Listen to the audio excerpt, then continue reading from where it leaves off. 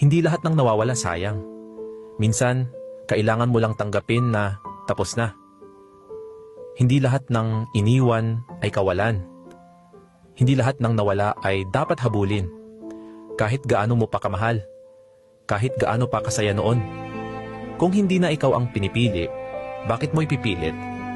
Hindi ka talo kapag binitawan mo ang isang bagay na hindi ka na pinapahalagahan. Panalo ka kasi pinili mong piliin ang sarili mo. Hindi mo kailangang manatili sa sakit para lang masabing loyal ka.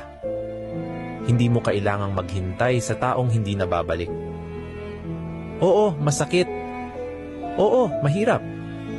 Pero minsan, ang totoong lakas ay nasa pagbitaw, hindi sa pagkapit. Mas okay bang ipaglaban ang taong lumayo o piliin ang sarili kahit mag-isa? Comment mo sa baba.